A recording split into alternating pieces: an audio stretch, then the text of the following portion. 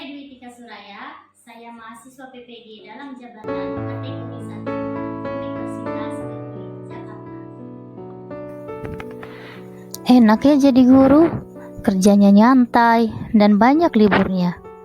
Kamu sering berpikir seperti itu, pastinya kamu gak sendiri. Tapi benar gak sih anggapan banyak orang tentang guru selama ini? Sebagian besar guru bercita-cita menjadi pendidik sejak kecil. Kami memilih profesi ini bukan karena uang, tapi karena yakin bahwa mendidik membuahkan perubahan. Bagian tersulit dari pekerjaan guru bukan pada saat mengajar atau beraktivitas bersama siswa di kelas. Tantangan terbesar seorang guru justru saat membuat rencana pengajaran yang baik. Guru adalah figur utama yang dipercaya anak untuk berbagi rahasia diri dan keluarga, termasuk berbagai hal yang tidak berkaitan dengan sekolah. Guru adalah profesi dengan tuntutan tinggi untuk beradaptasi. Setiap murid unik dan setiap pelajaran mendorong pertumbuhan. Setiap kelas berbeda dan setiap tahun ajaran menuntut pengembangan. Apa kabar hari ini? Baik. Sehat? Sehat. Siapkan orang ketua kelasnya? Mari duduk, siap gerak. Sebelum kita mulai pelajaran, baiknya kita berdoa. Doa dimulai.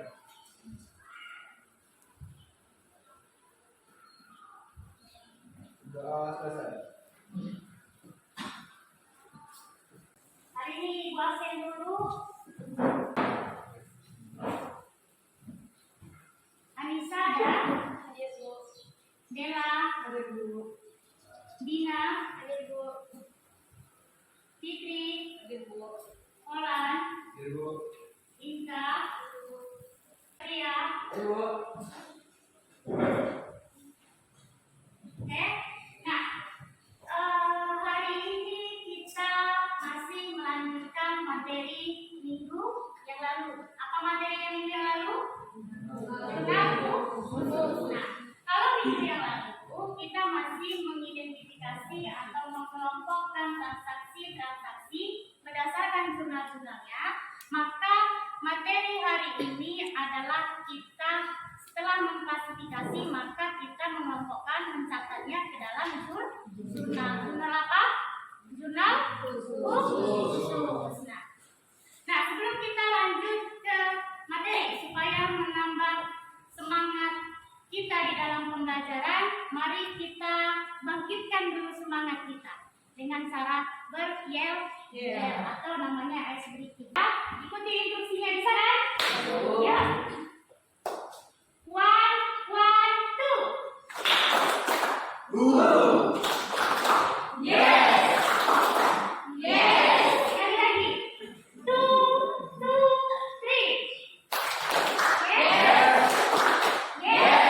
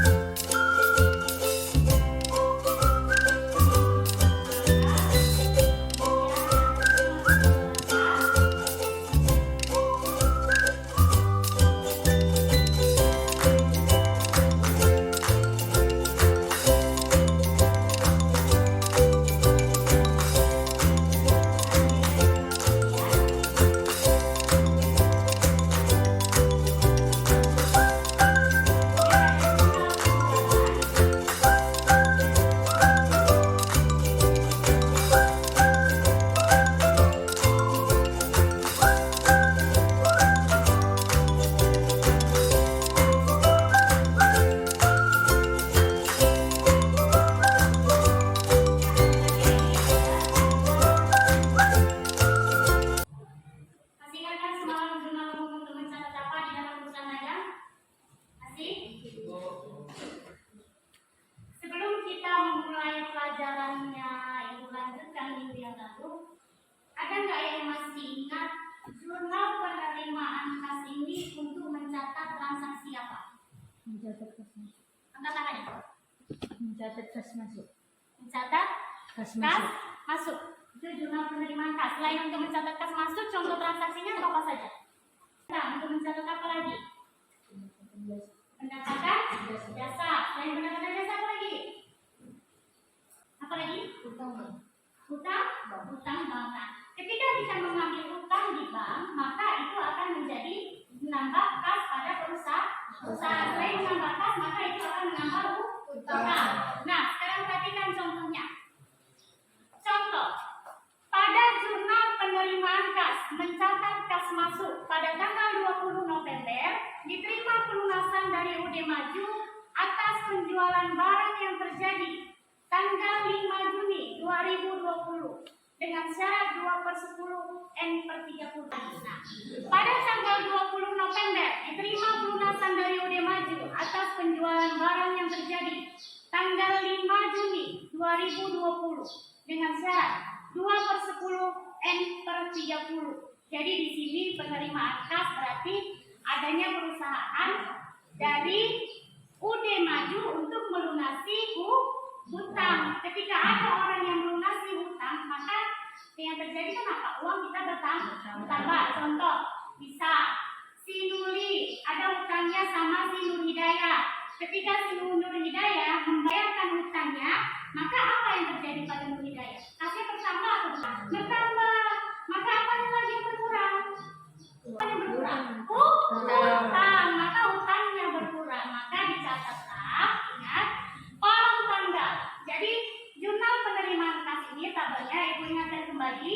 Ada kolom tanggal, ada keterangan, ada referensi, ada posisi debit yang terdiri dari kas dan potongan penjualan dan penjualan. Di posisi kredit ada piutang dagang dan serba-serbi yaitu akun, referensi, dan jumlah. Sekarang pertanyaannya, apa sih guna kolom serba-serbi ini? Pada jurnal khusus, kolom serba-serbi untuk mencatat apa? Untuk mencatat Kolom yang tidak ada hubungan dengan penjualan dan pembelian. Jadi kolom serba-serbi itu adalah kolom untuk mencatat akun yang tidak berhubungan dengan transaksi jual beli. Jadi contohnya ini, UD Maju lunasi hutangnya, maka kalau lunasi hutangnya catatlah di kas sebesar 10 juta dan piutang dagangnya berkurang yaitu 10 juta. Dia tidak dimasukkan ke kolom serba-serbi ini. Jadi kolom serba-serbi ini kosong karena ini adalah transaksi jual beli barang dagang. Nah, yang kedua, tanggal 25 November 2022 untuk menambah modal usaha dagang mereka meminjam uang kepada Bank BCA.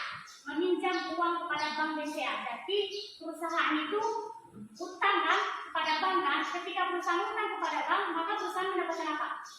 Pinjaman uang. Pinjaman uang itu berupa kas. Maka menambah jadi penerimaan kas. Berapa diterima kasnya? 10 juta. 10 juta. Nah, sekarang ini tengok dari keterangan dari Bank BCA. Jadi akunnya di sini yaitu utang bank. Makanya kenapa tidak dicatat di sini? Di sini dia dimasukkan di kolom serba-serbi karena dia tidak ada hubungannya dengan jual beli barang. Nilainya berapa? 10 juta. Paham sampai jurnal penerimaan kas? Yang kedua adalah jurnal pengeluaran kas.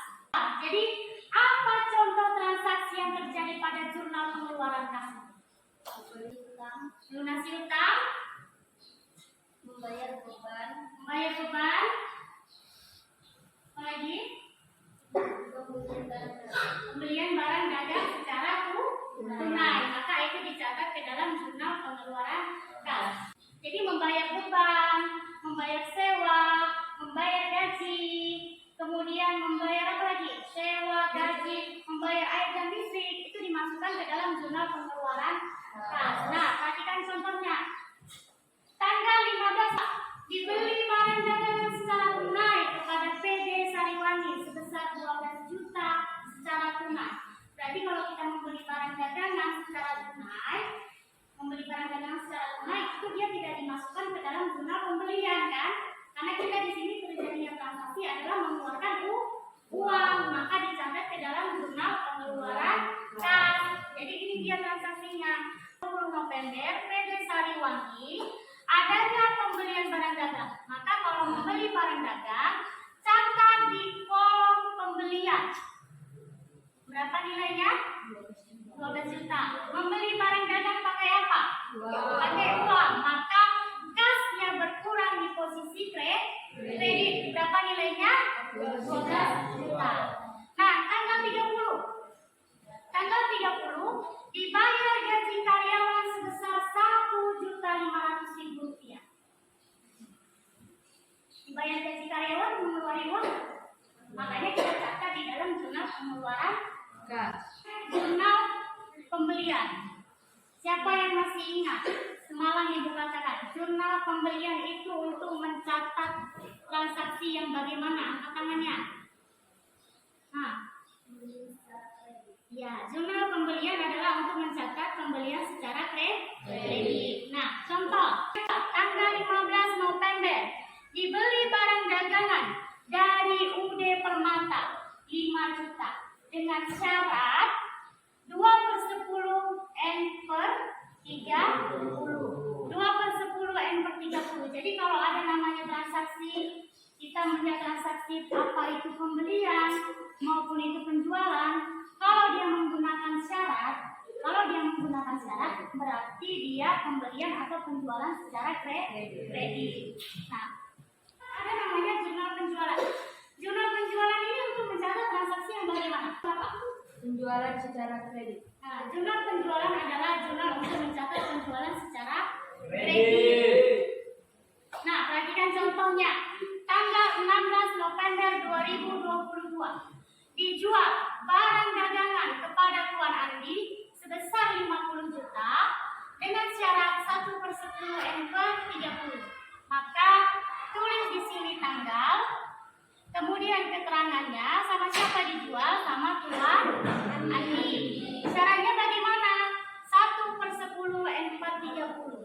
Jadi besarnya piutang 50 juta di posisi kolom debit, penjualannya di posisi kredit sebesar 50 juta. Jadi jurnal umum di dalam perusahaan dagang ini adalah jurnal yang untuk mencatat yang tidak bisa masuk ke dalam jurnal penjualan, jurnal pembelian, jurnal apa lagi? Penerimaan kas dan pengeluaran kas. Transaksi yang kedua, tanggal 22 November 2022 diterima kembali dari UD Sentosa barang yang sudah dijual minggu lalu karena rusak ketika pemanfaatan senilai 1 juta. Berarti di sini adanya rekod ketika kita menjual barang. Nah, dikembalikan barang yang sudah kita jual kepada kita, maka ada namanya rekod penjualan. Jurnalnya adalah rekod penjualan di kolom debit dan piutang dagang di kolom kredit. Sampai sini ada yang mau ditanyakan? Kembalikan barang yang sudah kita jual kepada kita, maka ada namanya rekod penjualan. Jurnalnya adalah rekod penjualan di kolom debit dan piutang dagang di kolom kredit.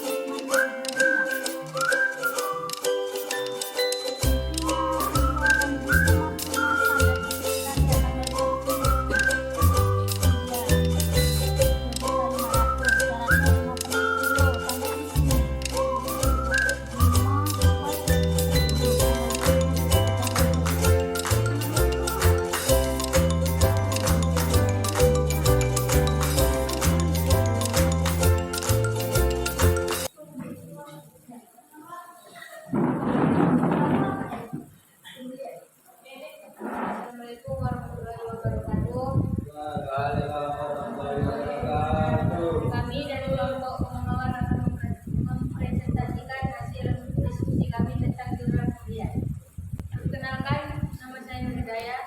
Saya Saputra Bilang. Saya Nurul Yakin. Saya Khairul Pradana. Inilah hasil diskusi kami.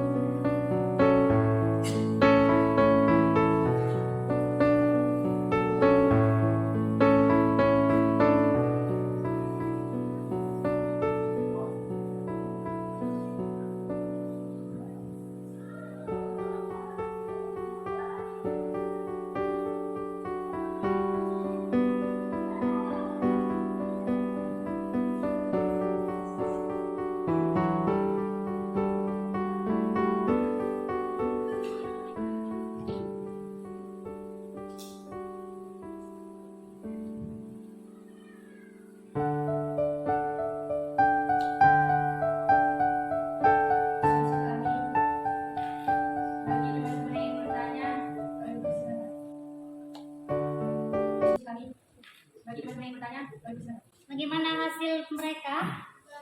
Bagus. diskusi kami kurang lebihnya kami mohon maaf. Assalamualaikum warahmatullahi wabarakatuh. Waalaikumsalam. Tepuk tangan untuk kelompok.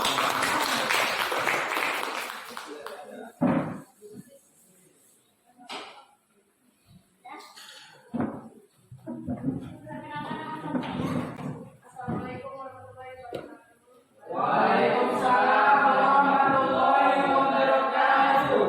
Kami dari kelompok Boy akan menyampaikan seluruh diskusi kami. Perkenalkan, nama saya Nurul Yakin. Saya nama saya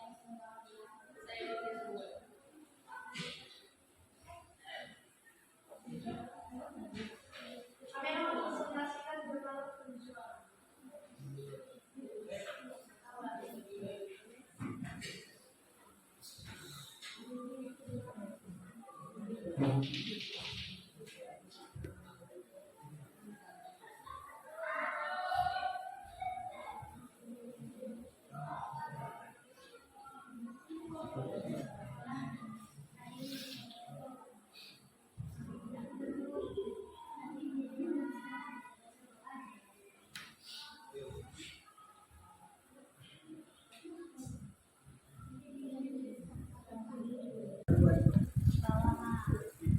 Kalau di sana, di sini bisa baca. Coba.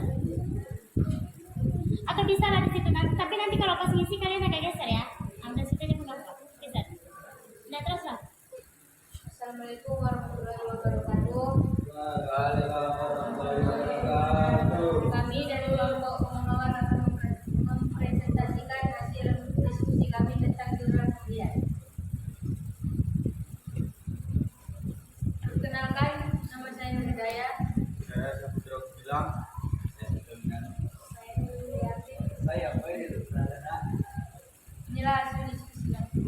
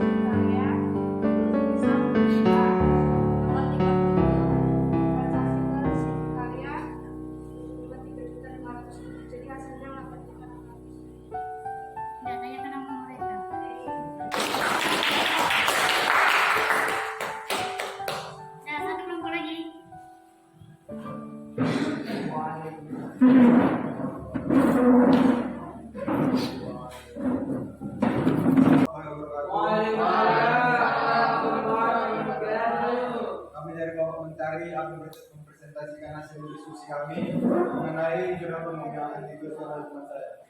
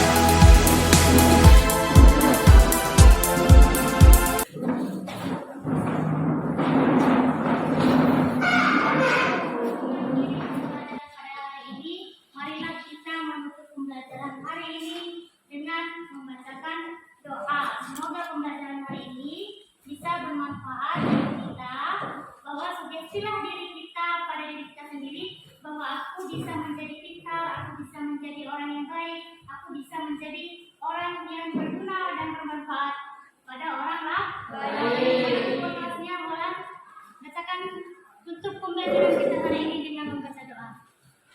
Sebelum kita mengakhiri pelajaran, marilah kita berdoa. Doa dimulai.